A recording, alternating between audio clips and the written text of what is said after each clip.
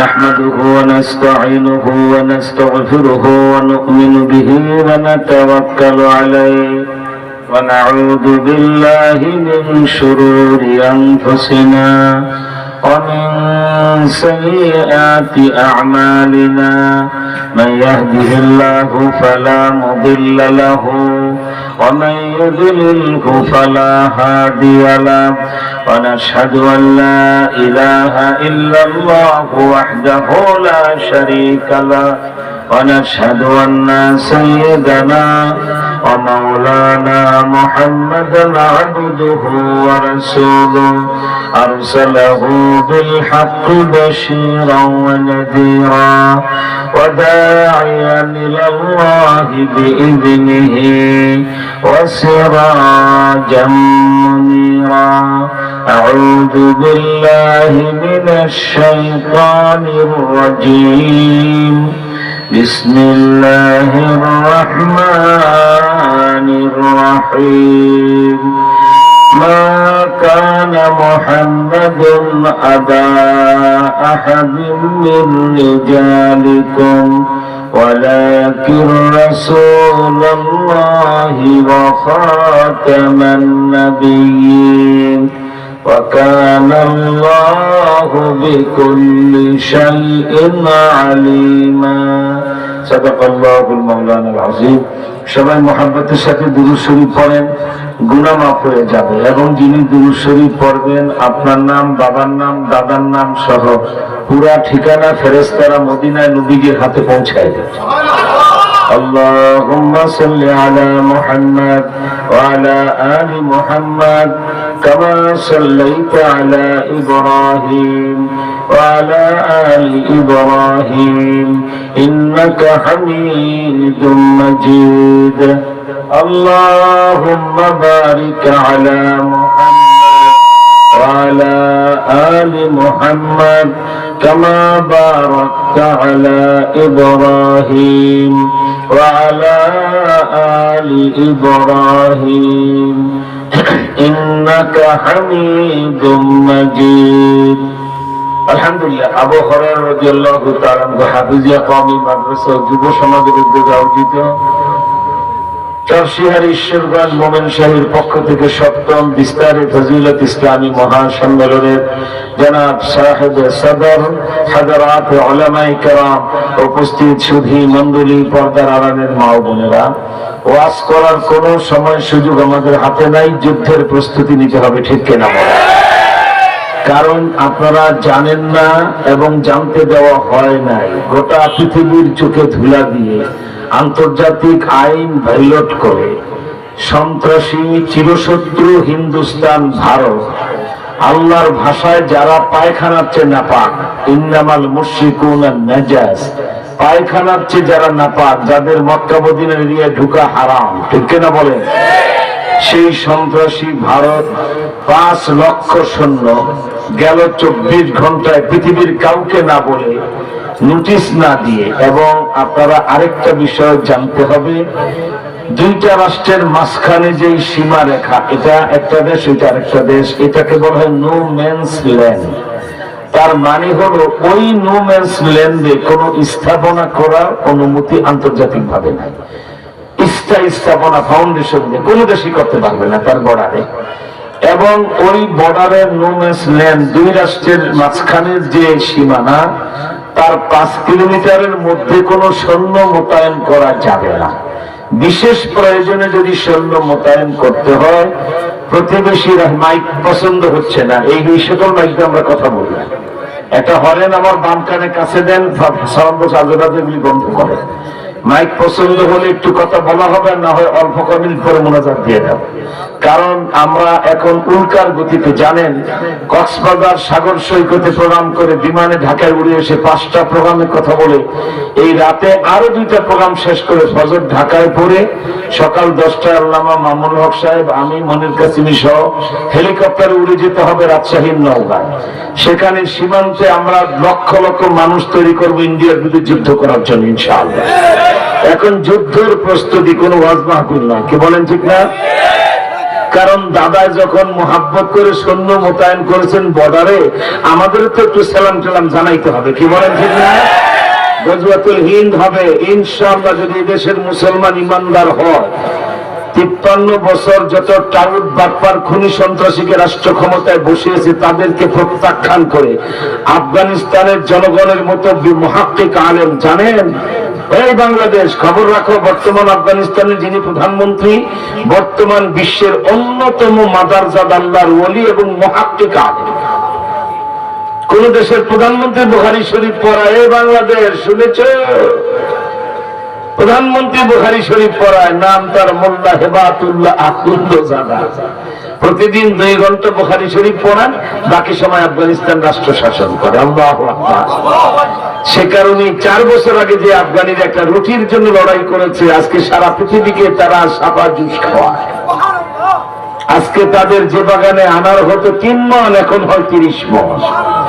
যে বাগানে আঙ্গুর হতো 100 টন, এখন হয় 1000 টন। কেন? আফগানিস্তানের বর্তমান প্রধানমন্ত্রী শপথ নেওয়ার পরে তিনি বলেছেন আফগানিস্তান মোল্লা আখুন্দাজাদার নীতিতে চলবে না, আমেরিকার পানি পড়ায় আর রাশিয়ার তেল পড়ায় চলবে না, আফগান চলবে আল্লাহর হুকুম নবীর তরিকায়। এই কথা বলার কারণে আল্লাহ পাক এত খুশি হয়েছেন। কি বলা হয়, হযরত ওমর ইবনে আব্দুল আজিজ ইসলামের সানি, আমি কি বলা ওমর, যিনি ওনার জমানায় ফলমূলে যে বরকত হতো সেটা আল্লাহ আফগানিস্তানে ঢেলে দিয়েছে। সেজন্য আপনাদের দৃষ্টি আকর্ষণ করে বলি, বাবা আপনারা শুধু একটু নিজের আখলাকটা বদলায় ফেলান।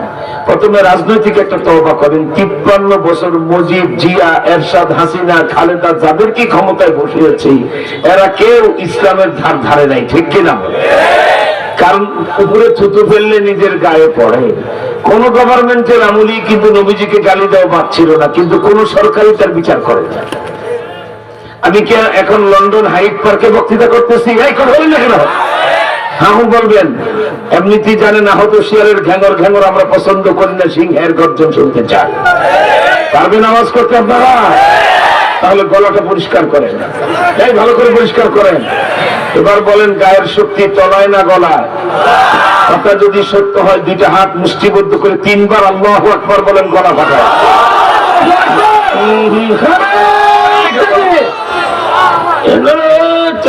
শুনতে নুরানি সাহেব আসে নাই, শিয়াল বলবে হুজুর ওনাদেরকে বিদায় দিয়ে আমাদেরকে বসেন। এখানে হুক্কা বলবো, ইন্ডিয়াতে যায় মুদির কলিজায় ভূমিকম্প সৃষ্টি করে শেখ হাসিনার ডায়রিয়া বানায়, তারপর আল্লাহ দরবারে যাত্রা।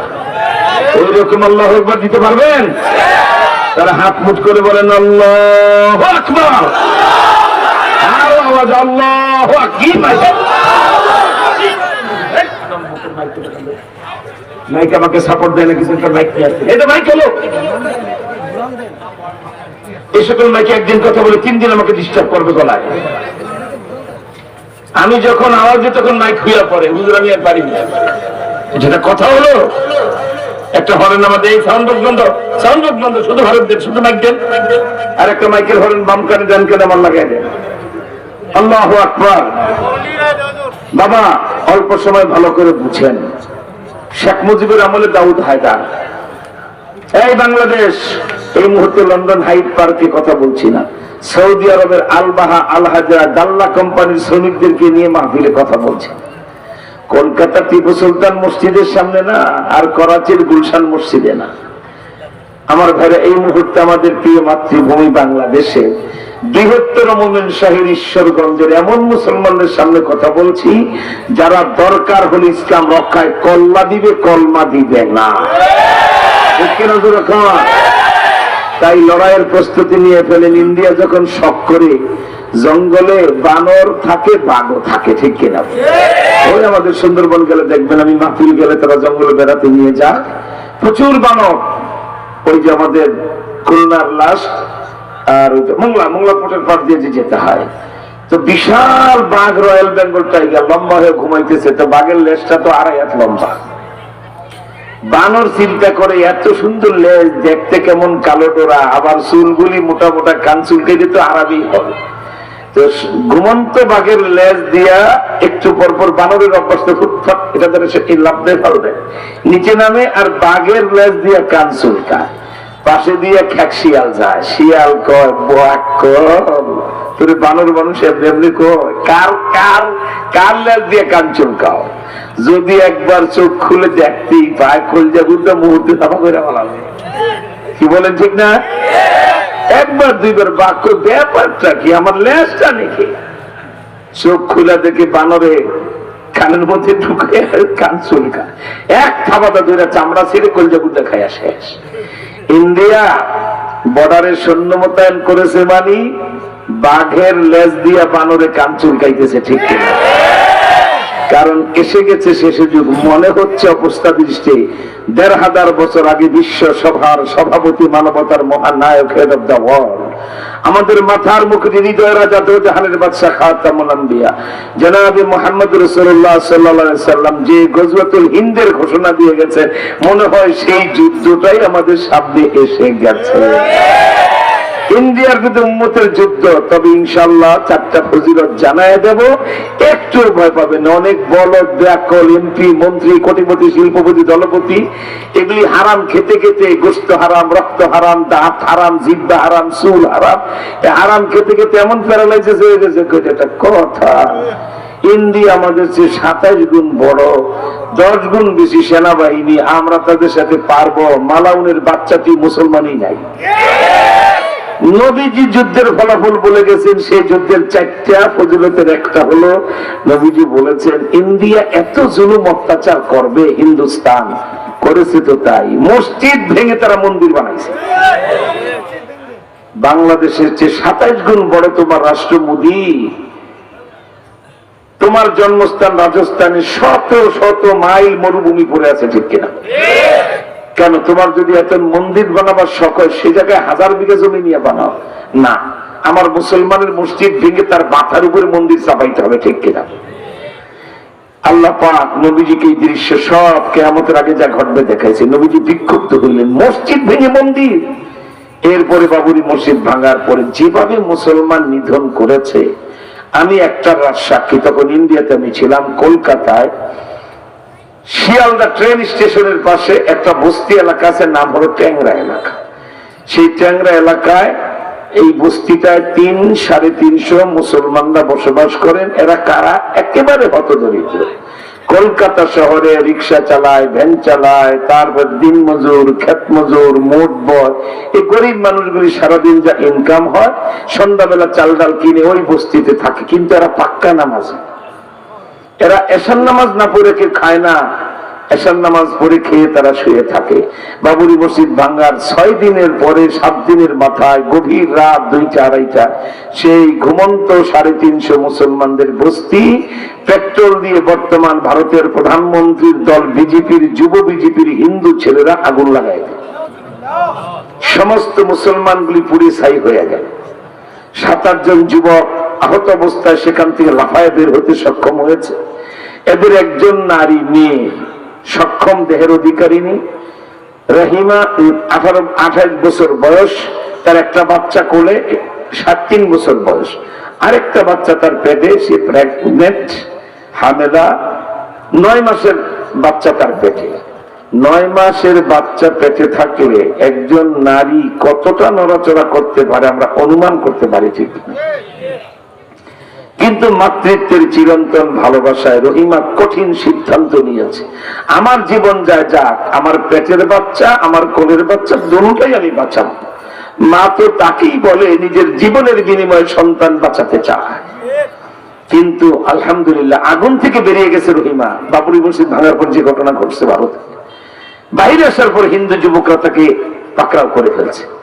তার কোল থেকে 3 বছরের আব্দুল্লাহ, ছেলেটার নামও আব্দুল্লাহ, 3 বছর আব্দুল্লাহকে রহিমার কোল থেকে কেড়ে নিয়ে 2 পা ধরে টান্ডা ছিঁড়ে ফেলছে।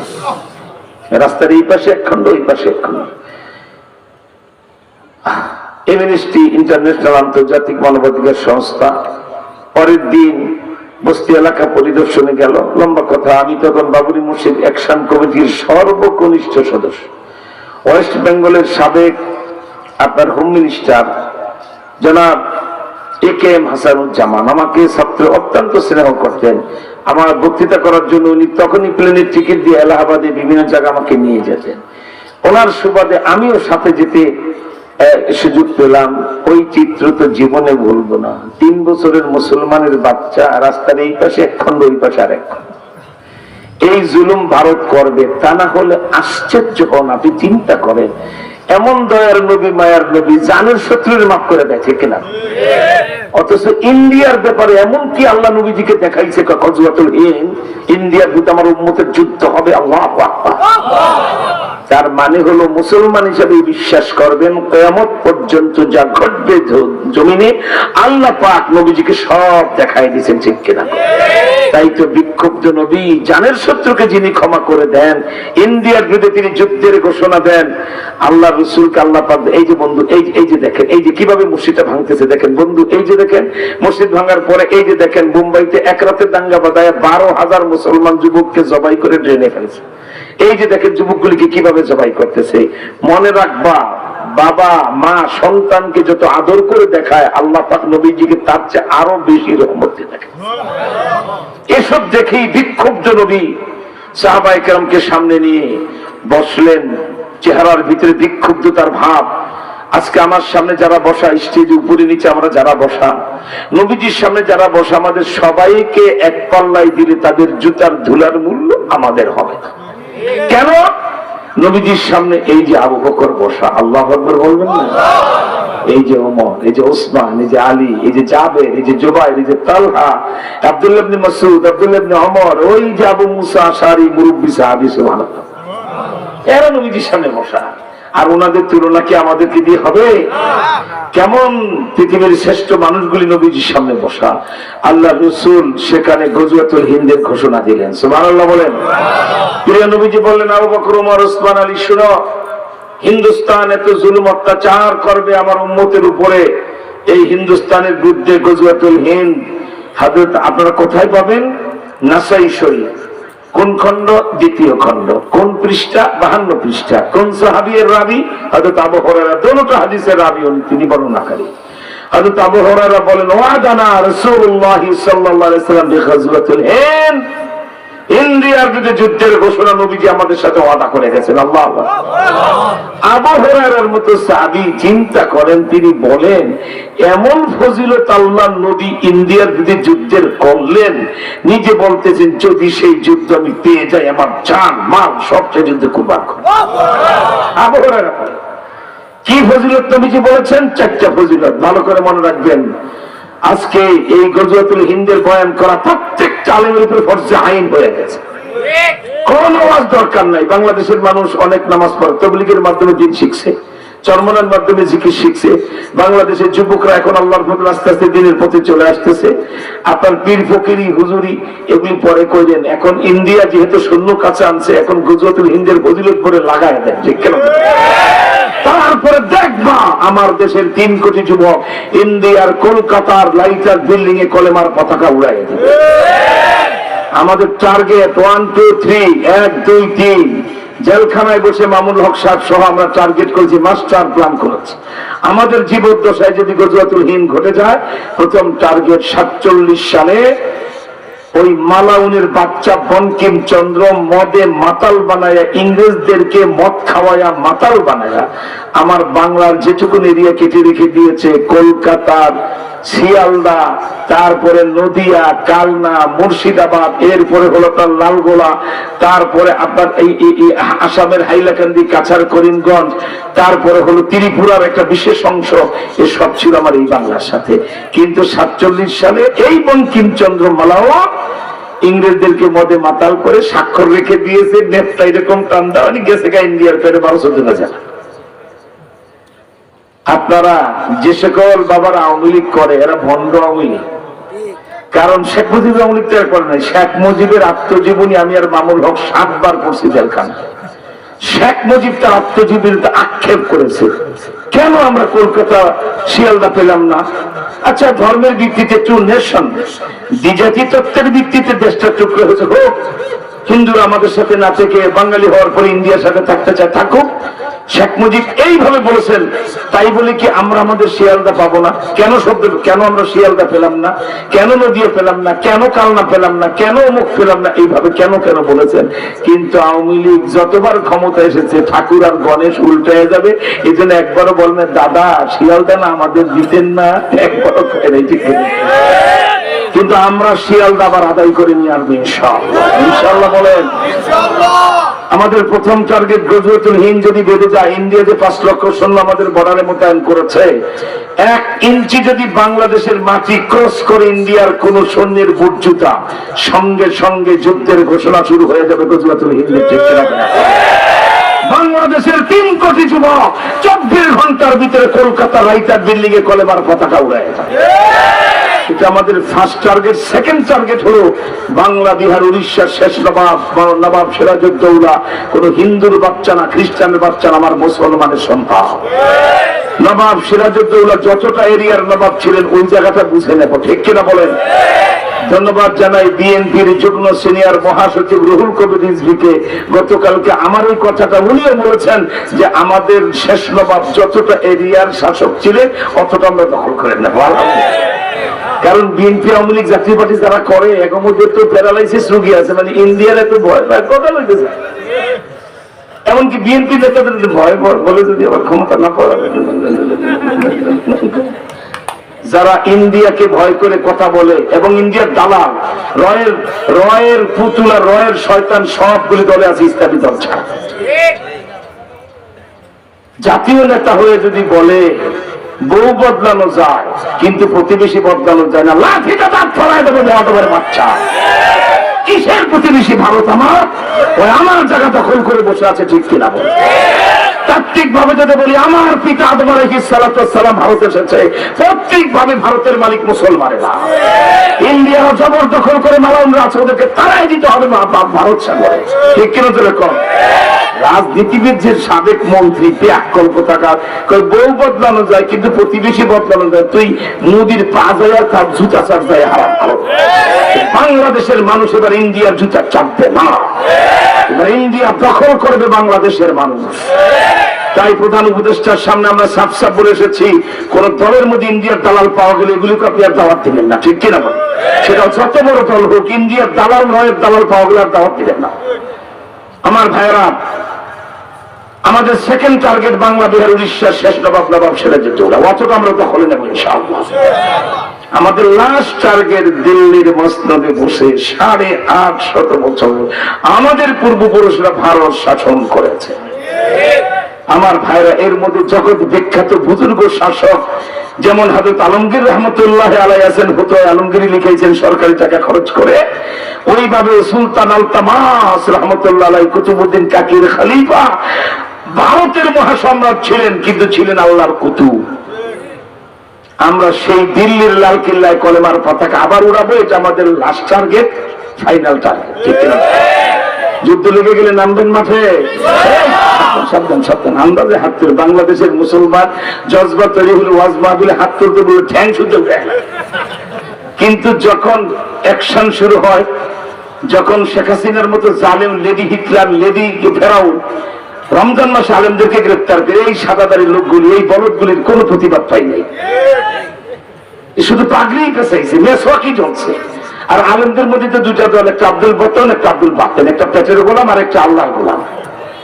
জগৎ বিখ্যাত হুজুর শেখুল হাদিস বা 14টা মাদ্রাসা, 350 মাদ্রাসার মহা মহা মহা পরিচালক। 3.5 বছর আমি মামুনুল হক জেল খাটি।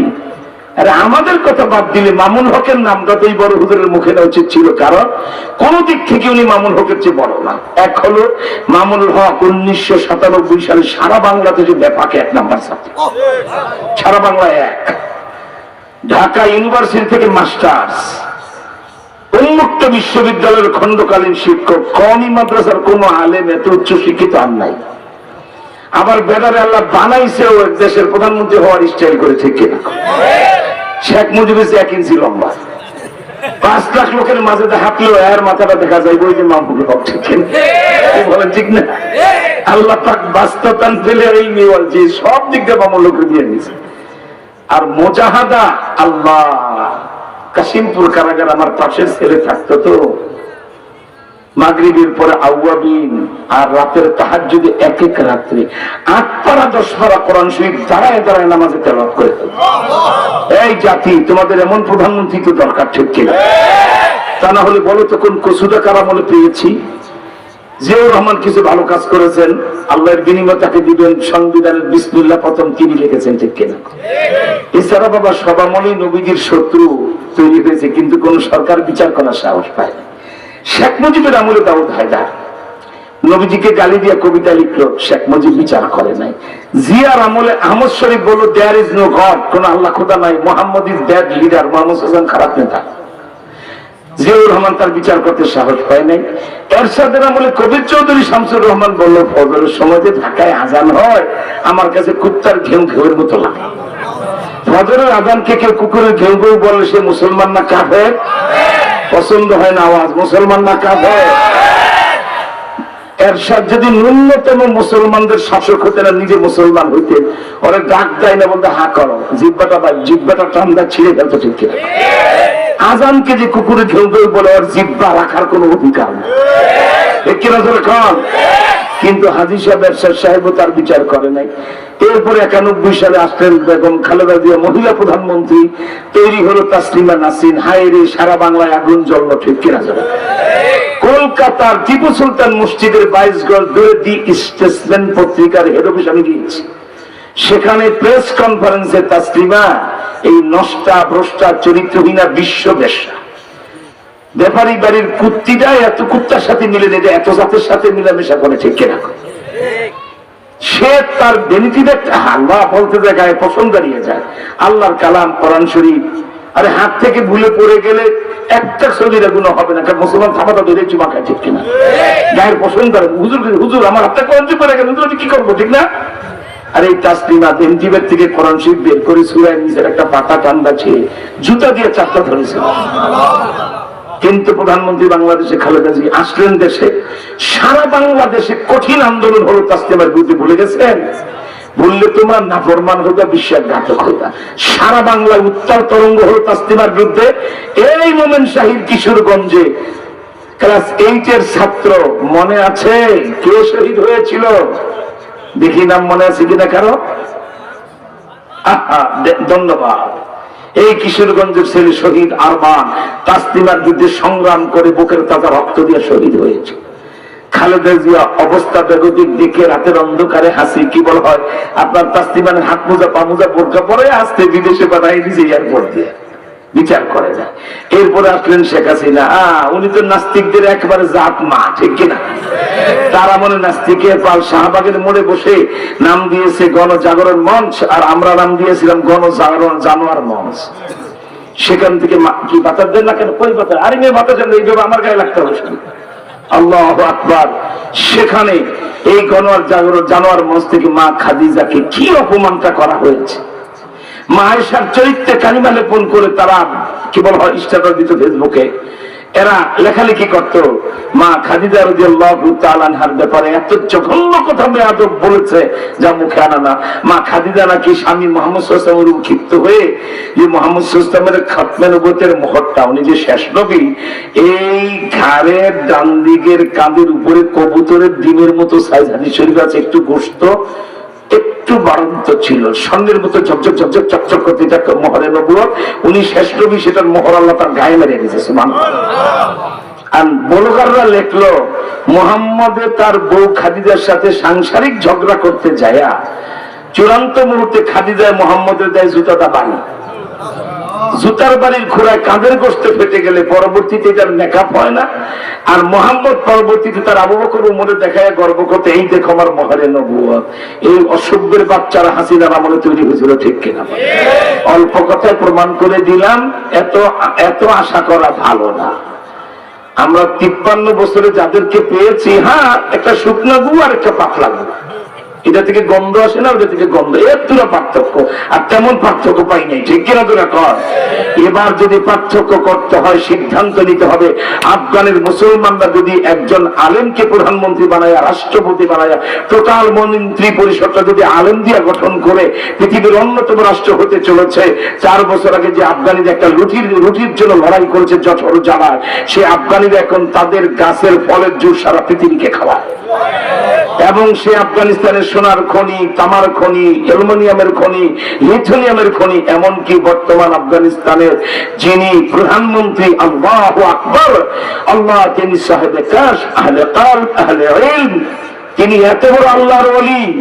বুখারী শরীফ পড়ান, ছাত্ররা বুখারী শরীফের ইবারত পড়া। قال امام البخاري رحمه الله تعالى حدثنا المكي بن ابراهيم قال حدثنا يزيد بن عبيد سلمة هو ابن الاكوع قال سمعت النبي صلى الله عليه وسلم يقول من يقول علي ما لم اقل فليتبوأ مقعده من النار।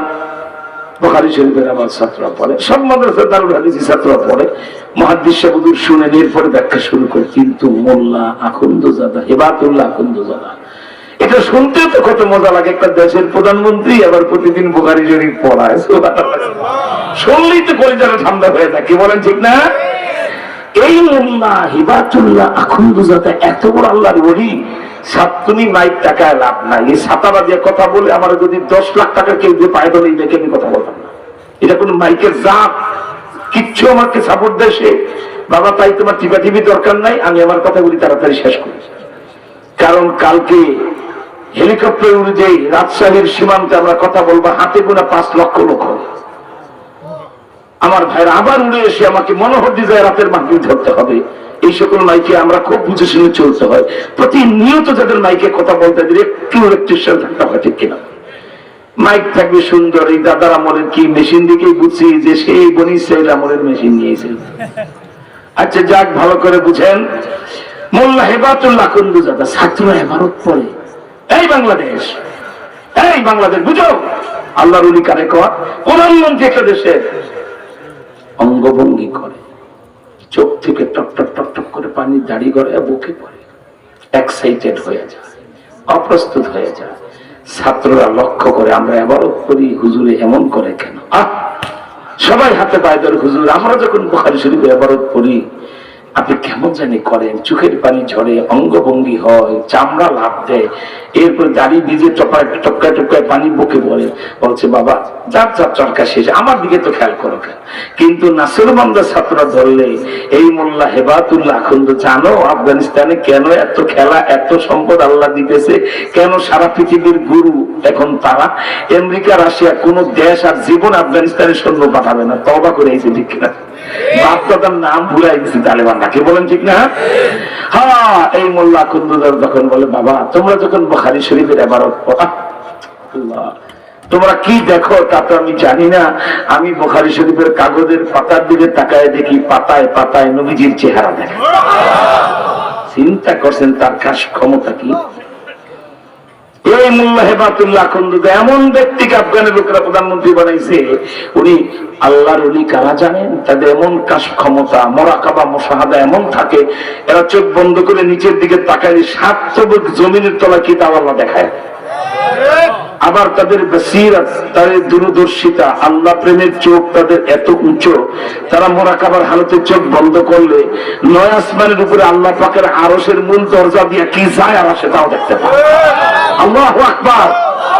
কালান্দার আছে গুলাদ দিদা, গুলাদ মান্না গুঞ্জাম দর জমিনে আসমা লেকে গুঞ্জাম দরকুর মান্না গুঞ্জাম দর জমিনে আসমা লেকে গুঞ্জামে দর কুলুবে মুমিনা।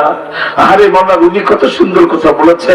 আল্লাহ কয় বান্দা আমার পৃথিবী এত বিশাল, এই বিশাল আকাশ, বিশাল পৃথিবী, সাগরের জলরাশি, এই পৃথিবীতে মাটি কণা বালি কণা, এই বিশাল পৃথিবীর লক্ষ কোটি গাছের কোটি কোটি পাতা, এত বিশাল পৃথিবী দেখতে পাও তুমি, কিন্তু কোন জায়গা আমি আল্লাহ আমি এত বড় আমার জায়গা হয় না। কিন্তু বান্দা যখন গভীর রাতে তাহাজ্জুদের সেজদায় করে 2 হাতে খোঁজ, আমার মাওলাই কই, আমার মাওলাই কই, আল্লাহ ডাকতে বলে, তখন আমার আরো শাসমান মজা লাগে না, আমার বান্দার সামনে হাজির না হলে আমার মজা লাগে না। মান্না গুঞ্জন দর জমিনে আছে মা, রেখে গুঞ্জনে দর কুলুবে মুমিনা। সেজন্য বাবা আপনাদেরকে বলছি, মোল্লা যদি রাষ্ট্রপ্রধান আল্লাহর ওলি হয়, রাষ্ট্রপ্রধান যদি 5 ওয়াক্তের নামাজি হয়, রাষ্ট্রপ্রধান যদি মাদক মুক্ত থাকেন, হারাম খাওয়া মুক্ত থাকেন, তার রুহানি প্রভাব তার রাষ্ট্রের জনগণের মধ্যে পড়ে। ঠিক কিনা? মোল্লা হেবাতুল্লাহ আকুন্দজাদা ইঞ্জিনিয়ারদেরকে নিয়ে চিন্তা করে, ইঞ্জিনিয়ার সাহেব এখানে মাটি খোঁড়েন। মাজারি শরীফে বামিয়ান পাহাড়ে খুঁড়ছে, পাইছে সোনার খনি। আরেক জায়গায় যাকে মাটি খোঁড়েন চীনের বর্ডারে, পাইছে সেখানে তামার খনি। আরেক জায়গায় খোঁড়াইছে, পাইছে সেখানে অ্যালুমিনিয়ামের খনি। আরেক জায়গায় খোঁড়াইছেন, পাইছেন লিথিয়াম, ব্যাটারি এবং পরমাণু বোমা বানাবার আসল কাঁচামাল। এরপরে মোল্লা হেবাতুল্লাহ কুন্দুদাদা বলে, আমাদের তালেবানদের প্রতিষ্ঠাতা আমি আল্লাহর কুতুব জামানুল আব্দুল কাদের জেলানির নাম হলো তার মোল্লা ওমর। মায়ের পেট থেকে আল্লাহর ওলি হয়ে মোল্লা ওমর দুনিয়াতে আসছে। আফগানিস্তানের কান্দা বাতাস কে দেয় কোথায়, আরে এমনি না যখন হবে এইভাবে এইরকম হালকা করে আমাকে দেয়, আরেকজনের গায়ে লাগবে তো যদি ফ্রিজে যাবে, আমার গায়ে শুধু লাগবে। আপনি এখন এই যে তরিকাই হালকা করে আমাকে। আল্লাহু আকবার। যে আমাদের আমির মোল্লা মোহাম্মদ ওমর, তিনি খোস নদীতে গোসল করছেন, তার বিশ্বাস যার গায়ের ঘাম আর ওই নদীর পানি বারবার মিশেছে, ওই নদীতে আল্লাহ কিছু দিবে। তিনি আল্লাহর কুতুব। যা বলছে নদীর পার খনন করার পরে এমন তেলের খনি পাইছে যা সৌদি আরবে নাই। এখন পৃথিবীর অর্থনীতিবিদরা হিসাব নিকাশ করে বলেছে, আফগানিস্তানে এই 3 বছরে যতগুলি খনিজ সম্পদ আবিষ্কৃত হয়েছে, এর 1000 ভাগের 1 ভাগ যদি আফগান তালিবানরা উঠান, তাহলে আমরা বাংলাদেশে 125 টাকা দিয়ে আমেরিকার $1 কিনি। 3 বছর পরে আমেরিকার $5 দিয়ে আফগানিস্তানের 1 টাকা কিনতে হবে। আল্লাহু আকবার বলে। তাই আমার ভাইরা, বাংলাদেশে একটা জিনিস আমাদেরকে ভাবতে হবে, গাছে যদি বেল পাকে, এই গ্রাম টক টক টক টক করে দেয়, মনে রেখো গাছে বেল পাকলে কাকের খুশি হওয়ার কিছু যায় আসে না, কারণ কাকের ঠোঁটে বেল ফাটে না। বৈষম্যবিরোধী ছাত্ররা যেই স্বাধীনতা এনে দিয়েছে, যা করেছে, আমরা জীবন দিয়ে সহযোগিতা করে সাথে লড়েছি, এটা আমাদের আসল স্বাধীনতা। মনে রাখবা, 47 সালে ইংরেজ তাড়িয়েছি, আসল স্বাধীনতা আসে নাই। 51 সালে ভাষার জন্য সংগ্রাম করে ভাষা মুক্ত করেছি, আসল স্বাধীনতা আসে নাই। 71 সালে মুক্তিযুদ্ধ করে 1 টুকরা মাটি স্বাধীন করেছি, আসল স্বাধীনতা আসে নাই। এই গেল 3.5-4 মাস আগে বৈষম্যবিরোধী ছাত্রদেরকে নিয়ে আমরা যে স্বাধীনতা অর্জন করেছি, এটাও আসল স্বাধীনতা নয়। ওই দিন হবে আসল স্বাধীনতা, যেদিন বাংলাদেশের হাইকোর্ট, সুপ্রিম কোর্ট, জজ কোর্ট, আইন আদালত, স্কুল, কলেজ, ইউনিভার্সিটি, ব্যাংক, বিমা, সংসদ, সেক্রেটারিয়েট, সব জায়গা আল্লাহর হুকুম নবীর তরিকা চলবে, সেদিন হবে আসল স্বাধীনতা।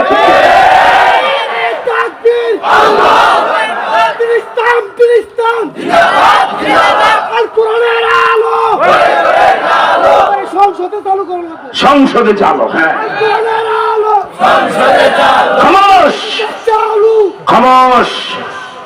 আমরা যুদ্ধের ডাক দিচ্ছি। ইন্ডিয়া 5 লক্ষ সৈন্য মোতায়েন করেছে। নির্লজ্জ মমতা ব্যানার্জি নিমক হারাম মোদির বিরুদ্ধে কত লড়াই, তার আমরা কত সাপোর্ট দিয়েছি। সেই নির্লজ্জ বেহাই আমাদের স্বাধীনতার বিরুদ্ধে কথা বলেছে। তাই মমতা ব্যানার্জি বাংলাদেশ অবাঞ্ছিত, ঠিক কিনা বলেন? বাংলাদেশ ইসকন অবাঞ্ছিত। আগামীকাল থেকে ইসকন খুঁজে বের করবেন। যারা আমার দেশের একজন মুসলিম আইনজীবী সাইফুল ইসলাম আলিফকে মাথা পাথর দিয়ে ঠেপটা গলা কেটে হত্যা করেছে, বাংলাদেশের কোথাও ইসকনের কোন সদস্যদের দেখলে হাত পা ভেঙে থানায় জমা দিয়ে দিবেন, ঠিক কিনা? এই পারবেন পারবেন পারবেন কারা পারবেন? হাত তুলে দেখান। আল্লাহু আকবার। তবে সাবধান, কোন হিন্দুর মন্দিরে আঘাত করা যাবে না, কোন নিরীহ হিন্দু ভাইয়ের উপরে জানমালে আঘাত করা যাবে না। বেছে বেছে প্রমাণ যদি হয় এটা স্বাধীনতার শত্রু, বাংলাদেশের শত্রু, ভাইয়ের ভয়ের দালাল, নাস্তা বানায় পারাবেন, ঠিক কিনা? কিন্তু প্রতিবেশী হিন্দু ভাইরা তারা আমাদের ভাই, আমাদের নাগরিক, তাদের জানমালার ধর্মে করে হস্তক্ষেপ করা যাবে না। This is rule of Islam, এটা ইসলামের বিধান, ঠিক না? আমার ভাইরা, এরপর আপনাদেরকে গজওয়াতুল হিন্দের কথা বলছিলাম। সাহাবায়ে কেরাম এভাবে চাতক পাখির মতো তাকিয়ে আছে। প্রিয় নবীজি বলছেন, ওমর আবু বকর, এই যে জুলুম হিন্দুস্তান করবে তার কি বলা হয় ফলশ্রুতিতে কি হবে জানো? নবীজি বলেন, হবে একটাই গজওয়াতুল হিন্দ। আমি যুদ্ধের ঘোষণা দিয়ে যাচ্ছি, আমার উম্মত লড়বে ইন্ডিয়ার বিরুদ্ধে হিন্দুস্তানের যুদ্ধে। এক নম্বর ফজিলত আবু বকর হযরত আবু হুরায়রার মতো সাহাবী বলে, ওই যুদ্ধে যদি আমি পেয়ে যাই জান মাল সব কুরবান করে দেব, ঠিক কিনা? আল্লাহু আকবার বলে। আর আবু বকর ওসমান, হযরত আবু বকর আর ওমর দুইজন খুব খুনসুটি কাটতেন, সক্ষতা ছিল। এদিকে আসেন, এই মহিদ এদিকে আসেন। আর সামনে মহব্বত কথা বলো। হযরত আবু বকর ওমর নবীজি কাকে ভাই কি রে, আল্লাহর রাসূল ঠিক কইলো, সুবহানাল্লাহ। কেন? নবীজি প্রথম ফজিলতটাই বললেন, ওই গজওয়াতুল হিন্দ ইন্ডিয়ার বিরুদ্ধে আমার উম্মতেরা যারা সৈনিক হিসাবে মাঠে নামবে, যারা ইন্ডিয়ার বিরুদ্ধে যুদ্ধ করবে, সবাই বিনা হিসাবে বেহেশতে চলবে। আবু বকর ওমর কয়, আল্লাহ, মনে মনে সব সাহাবী আল্লাহ। আবু হুরায়রার তামান্না দেখে যদি যুদ্ধটা পেয়ে যায়, আল্লাহর কাছে তারা সাহায্য চেয়েছেন, আল্লাহ হায়াতটা একটু লম্বা করে যদি ইন্ডিয়ার সাথে মারামারি দিন পর্যন্ত বাঁচায় রাখতে, আখেরি মারামারিটা করতাম, ঠিক কিনা? সুবহানাল্লাহ। কেন? এক নম্বর ফজিলত। আমি এখন আধা ঘন্টার কথা 5 মিনিটে বলে মোনাজাতের দিকে যাব। এক, ইন্ডিয়ার বিরুদ্ধে যারা লড়বে তারা বিনা হিসাবে বেহেশতে যাবে। এখন কি তোমার মন চায় না ভিতর থেকে এই স্লোগানটা তুলতে, ইন্ডিয়ার বিরুদ্ধে লড়বো মোরা, বিনা হিসাবে বেহেশতে যাবো মোরা, ঠিক কেন? দুই, আল্লাহ রাসূল বলেছেন, ইন্ডিয়ার বিরুদ্ধে যুদ্ধ, যুদ্ধ মানে কি? ওয়াজ মাহফিলে আলোকসজ্জিত প্যান্ডেলে সভাপতি বসায়া, প্রধান অতিথি বসায়া, বক্তা দাওয়াত দিয়ে, পান মুখে দিয়ে বহাল আরামে আরামে ওয়াজ করা কি জিহাদের ময়দান? জিহাদের ময়দান কি পীর ফকিরি? জিহাদের ময়দান পাঞ্চাবানো, মামার বাড়ির আম গাছ তলায় পাকা আম কুড়ানো? জিহাদের ময়দান মানে মিলাদের জিলাপি খাওয়ানা, মনে রাখবা। জিহাদের ময়দান মানে রক্ত দাও, রক্ত নাও, আল্লাহু আকবার, মাথা কাটাও, মাথা নাও, গলা কাটাও, গলা দাও, লাশ দাও, লাশ নাও, ঠিক কিনা? হয় মারো নয় মারো, কি বলেন, ঠিক না? 10 সেকেন্ড আগে জিন্দা, 10 সেকেন্ডের ভিতরে একটা গুলি লেগেছে, তুমি মুর্দা শহীদ, ঠিক কিনা? তার নাম জিহাদের ময়দান। 2 নম্বর ফজিলত নবীজি বললেন, ইন্ডিয়ার বিরুদ্ধে আমার উম্মতের যেদিন যুদ্ধটা হবে, লক্ষ লক্ষ হিন্দু সৈন্য তো মারা যাবে, তাই তো তারা হারবে, কিন্তু 2-1000 মুসলমান মারা যেতে পারে না। যারা মারা যাবে, নবীজি বলেছেন, হুম আফসারুস শুহাদা, এরা হবে শহীদ সম্রাট। সুবহানাল্লাহ। যখন 3 নম্বরের যুদ্ধের ফলাফলটা নবীজি বলবেন, সবাই 2টা হাত মুঠ করে শক্তভাবে ধরেন, এরকম ভাবে, এইরকম উঁচা করে ধরেন, কারণ এখন 80 বছরের বুড়ো 18 বছরের যুবক হয়ে যাবেন, লাফাইতে লাফাইতে। এখন যুবকরা বলবে, হুজুর এক্ষুনি এই মাহফিলের প্যান্ডেল বাগ ভেঙে আমরা ইন্ডিয়ার বিরুদ্ধে যুদ্ধে যাবো। 3 নম্বর ফজিলতটা শুনলে আল্লাহ রাসূল একটু মানে প্রস্তুতি নিলেন। সাহাবায়ে কেরাম দেখলেন মনে পূর্ণিমার চাঁদ নবীজির চেহারা খেলতেছে। আল্লাহ, নবীজি বলতেছেন, আপনারা রেডি রেডি রেডি তো? 3 নম্বর ফজিলত শুনলে কত মজা লাগে দেখবেন। আল্লাহ রাসূল বলছে, আবু বকর, ওমর, ওসমান, আলী, বলো তো যুদ্ধের ফলাফল কি হবে? সাহাবায়ে কেরাম সবাব সুলভ জবাব দিলেন, আল্লাহ আল্লাহ রাসূলই ভালো জানে। সুবহানাল্লাহ। নবীজি সঙ্গে সঙ্গে বলে, আবু বকর, ওমর, ইন্ডিয়ার বিরুদ্ধে যে গজওয়াতুল হিন্দ হবে, ওই যুদ্ধের ফলাফল হলো আমার উম্মতেরা রেডি রেডি রেডি রেডি, আমার উম্মতেরা জিতে যাবে, জিতে যাবে, জিতে যাবে, জিতে যাবে। আল্লাহু আকবার, আল্লাহু আকবার, আল্লাহু আকবার।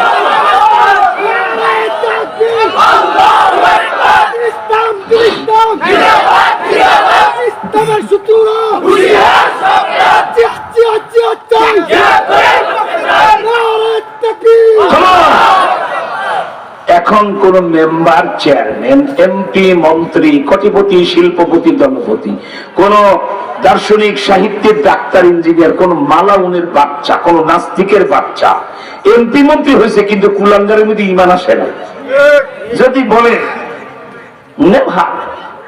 দিস ইজ হাওয়ার, এটা অসম্ভব, 27 গুণ বড়, এত শূন্য, তাদের সাথে পারবো, তুই কাফের হয়ে গেছিস মালাউনের বাচ্চা।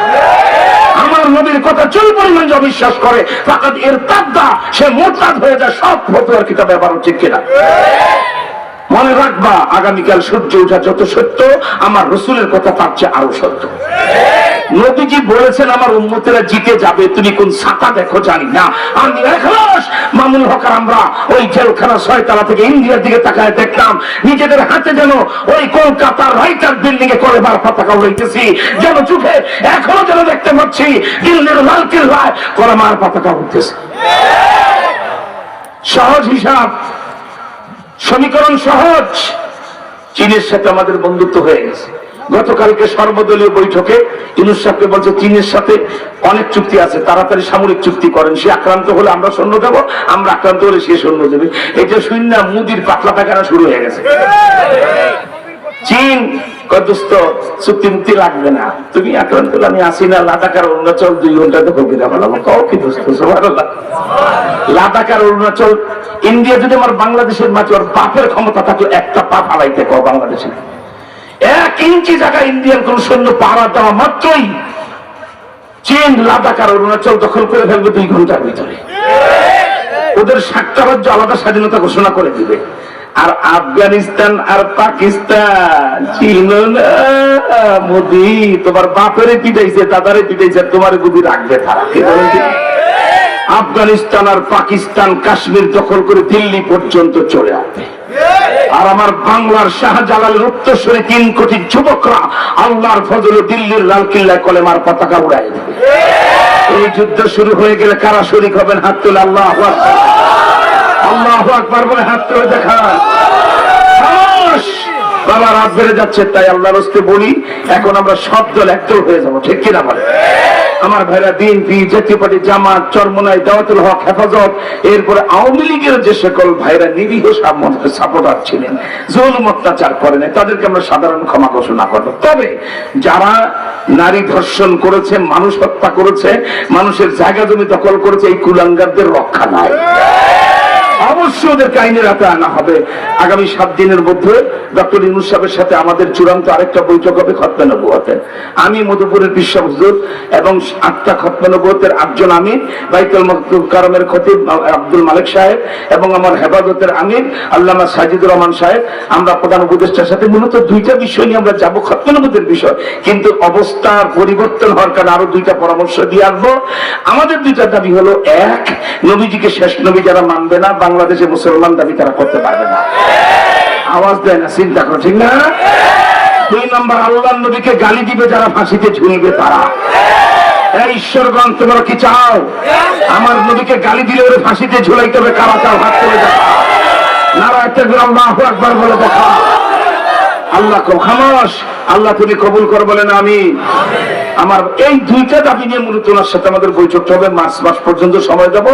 যে এখন তো পার্লামেন্ট নাই, এটা কাজ করেন, সরকারি অধ্যাদেশ আর প্রজ্ঞাপন জারি করে এই 2টা কাজ করে ফেলেন। করলে ভালো কথা, না করলে কি ব্যবস্থা হবে তার ফয়সালাও জানতে পারবেন। লড়াই হবে মদিনার প্রেমী ইনশাআল্লাহ। আমার ভাই, আর 2টা ব্যাপার হঠাৎ আমাদের সামনে এসছে অবস্থার কারণে।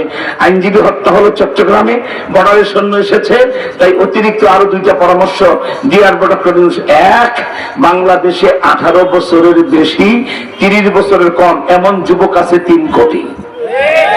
আমরা প্রস্তাব করব 3 কোটি যুবককে ক্যান্টনমেন্টের থানাগুলিতে অত্যাধুনিক প্রশিক্ষণের ব্যবস্থা করতে হবে।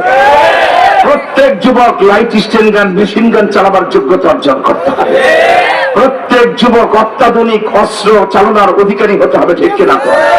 যেদিন ভারত 1 ইঞ্চি ক্রস করবে, আমার 3 কোটি যুবক পাল্টা আঘাত সেনাবাহিনীর কাঁধ মিলাই করবে। এটা 1। 2 নম্বর পরামর্শ বলবো, ইউনূস সাহেব ধান বাদতে এসে শিবের গীত গায়ে বিপদে পড়েন না। আপনি যেই কামের জন্য এই কাম করে যান, ইজ্জত বাঁচবে। আপনার আমেরিকা পরামর্শ দিবে ট্রান্সজেন্ডার, ছেলে থেকে মেয়ে সমকামিতা, এই শরীর আপনি বলুন আমার দেশে এটা চায় না, নুনু খুঁয়ে দিবেন। কারো পরামর্শে যদি জানে বামে যান, তবলিগের 6 সুরের বাহিরে কেউ গেলে এটা বেদাতি বন্ধ হয়। তো বন্ধ তবলিগি মানে 6 সুরের বাহিরে ইলিয়াস রহমতুল্লাহ আহারে রক্ত ঘামে গড়া 6 সুর, আজকে কি খেলাটা খেললো তারা, ঠিক কিনা? সর্বশিত আমি তবলিগের সুরের বাহিরের ব্যাপার, ঠিক কিনা? সেজন্যই ফেতনা হয়ে গেছে। ইউনূস সাহেবকে বলবো, দেখেন নাই তবলিগের 6 সুরের বাহিরে গেলে কেমনে সাতপন্থী হয়ে যায়। আপনি হলো 3 সুর, 3-এর বাহিরে গেলে বিপদে পড়বে। আপনার 3 কাম কি? 1 কাম বিডিআর খুনি, শাপলা চত্বরের খুনি, বৈষম্যবিরোধী ছাত্রদের খুনিদেরকে ফাঁসিতে ঝুলাইতে হবে। কি বলেন ঠিক না? শাপলা চত্বরে আজকে যাদের মাথায় পাগড়ি দিলাম, কলিজাটা ঠান্ডা হয়ে গেল। এমন একটা ছাত্রই 3 পারা কোরআন শরীফ শাপলা চত্বরে রাত 2:30টায় দাঁড়ায় তেলাওয়াত করে ফেলেছিল তাহাজ্জুদের 1 রাকাত। 12 বছরের বাচ্চা, বালেগ হয় নাই কিন্তু হাফেজ হয়ে গেছে। আবার আব্দুর রহমান সুদাইসের মতো পড়ে। 2য় রাকাতে দাঁড়ায় সূরা ফাতিহা পড়েছে কিন্তু কেরাতান মিলাইতে পারে না। এই অবস্থায় হাসিনার পুলিশের বুলেট আমার ওই কলিজার টুকরা মাদ্রাসার ছাত্রের প্রাণবায়ু উড়াই দিয়েছে। ওই খুনিদেরকে ফাঁসিতে ঝুলাইতে হবে 1 নাম্বার কাজ। আপনার ঠিক কিনা? 2 নাম্বার কাজ, যতগুলি টাকা বিদেশে গেছে টাকাগুলি সব তাড়াতাড়ি দেশে আনতে হবে। যদি যতগুলি টাকা বিদেশে পাচার হয়েছে হাসিনার 16 বছরে তা আনা যায়, 50 বছর বাংলাদেশের চাল ডালের দাম বাড়বে। আমার আরেকটা কি হবে, আমরা তালিকা করেছি 1,25,00,000 যুবকদের যারা ডিগ্রি পাস, MA পাস, কিন্তু এখন চাকরি না থাকার কারণে ডাকাতি করে, খুন করে, তারা ছিনতাই করে। এই শিক্ষিত যুবকদেরকে 25 লক্ষ টাকা করে বিনা সুদে ঋণ দিতে হবে। এই টাকাটা এনে ঋণ দিয়ে আমার যুবক 5 বছর ব্যবসা বাণিজ্য করবে, গরুর খামার, মাছের খামার, তারপরে মুরগির খামার, কোটি কোটি টাকার মালিক হবে, কয়েকশো বন্ধুকে তার খামারে চাকরি দেবে। 5 বছর পরে ওই বিনা সুদের 25 লাখ টাকা সরকারি কোষাগারে জমা দিবে। ঠিক কিনা? বাংলাদেশ, সিঙ্গাপুর আর মালয়েশিয়ার চেয়ে উন্নত হয়ে যাবে, আলহামদুলিল্লাহ বলেন। এটা 2 নাম্বার কাজ। ফেরত পাচার হওয়া টাকা ফেরত আনেন আর এই কাজে ব্যয় করেন। 3 নাম্বার কাজ, এই 3-এর বাইরে গেলেই মুসা বিপদে পড়বেন। বাংলাদেশে যে সকল যুবকরা গেল 3টা নির্বাচন আগে ভোটার হয়েছে, একটাও জানে না ভোট কেমনে দেয়। ঠিক কিনা? ভোট কি গোলালুর মতো গোল না মিষ্টি আলুর মতো লম্বা? ভোট কি গায়ে মালিশ করে না চকলেটের মতো চুইসা খায় আবার যুবক যায় না? ঠিক কিনা? কি বলেন ঠিক না?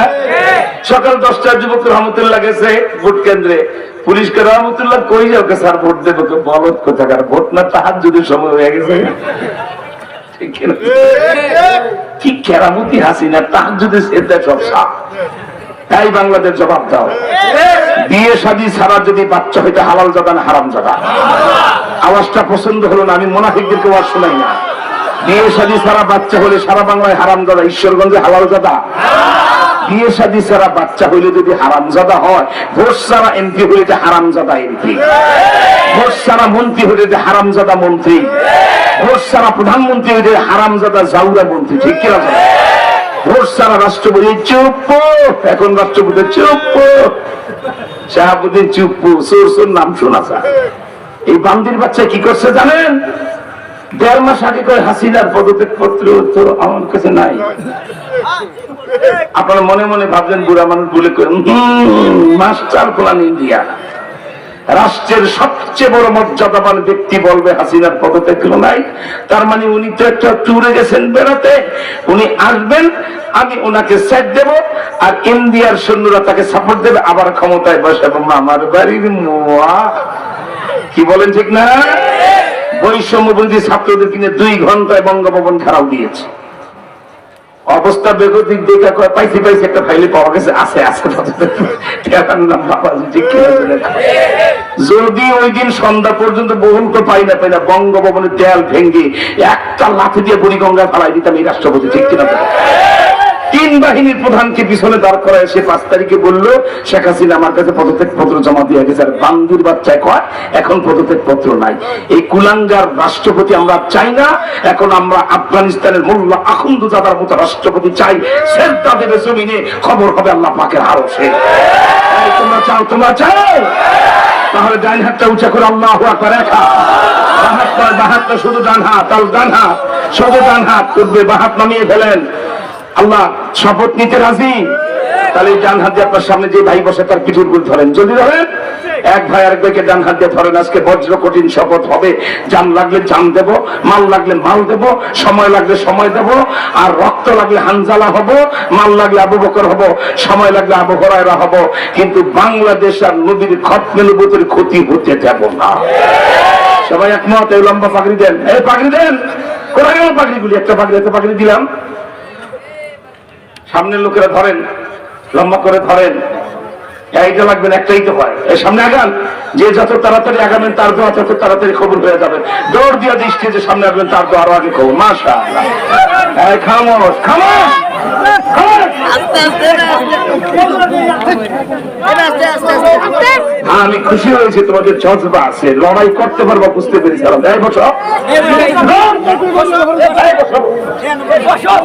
মাশাআল্লাহ মাশাআল্লাহ।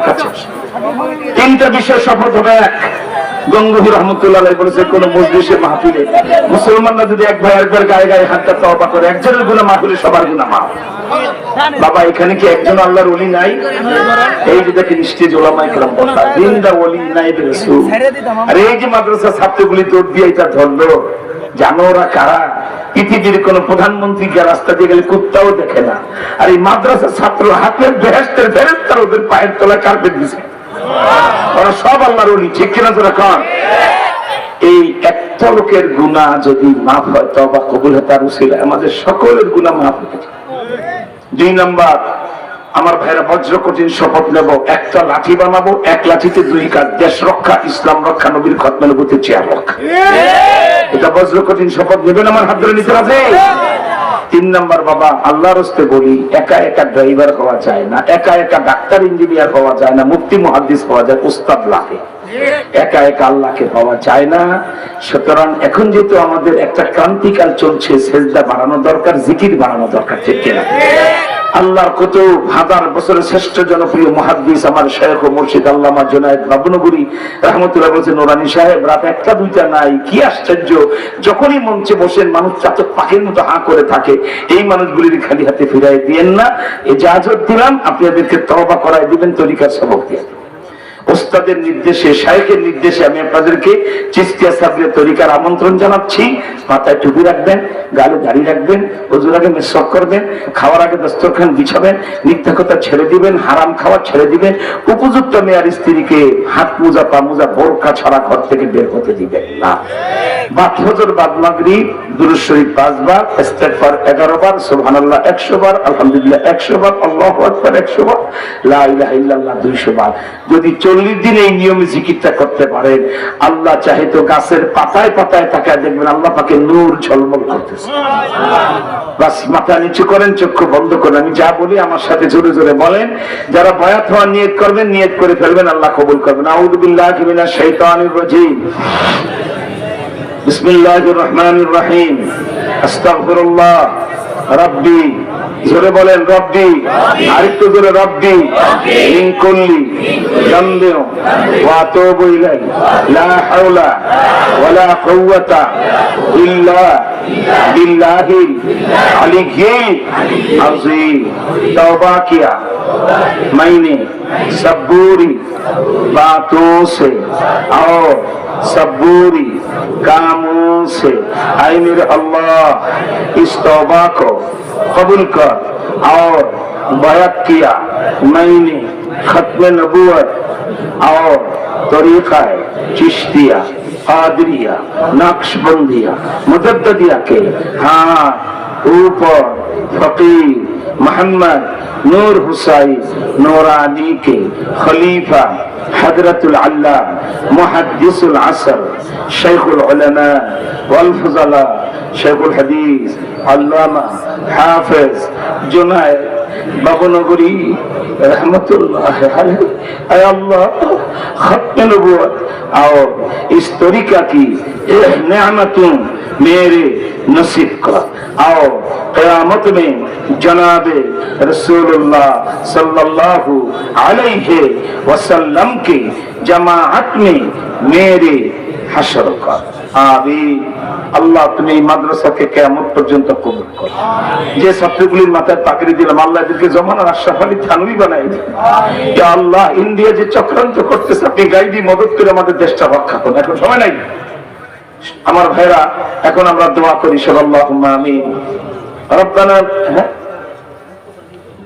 আচ্ছা তাহলে আমি আর দোয়া করবো না, সভাপতি সাহেব আছে, উনি ওনার বক্তব্য দিয়ে দোয়া করবেন। বাবা সভাপতি সাহেবের কথা শোনা উচিত আপনাদের, আমি মনে করছি আর কেউ নেই। জি আমাদের ড্রাইভার গাড়ি স্টার্ট, বাবা দোয়া করবেন। হাসিনা তো মেরে ফেলতে চেয়েছিল, কোরআনের পাকে আল্লামা সাইদিকে হত্যার পর আমি মামুল হক মনে করেছিলাম আমাদের কাছে জিন্দা ছাড়বে না, ঠিক কিনা বলে? আপনাদের দোয়া আল্লাহ জিন্দা রাখছে, ঠিক না? আবার দেখা হবে, আবার আসবে ইনশাআল্লাহ। এই ইন্তজামের কমিটির যারা আর কেউ আমার সাথে হাত মিলাবেন না, সাবধান বাবা।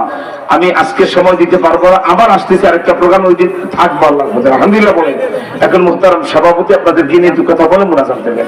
আসসালামু আলাইকুম ওয়া রাহমাতুল্লাহি ওয়া বারাকাতুহু।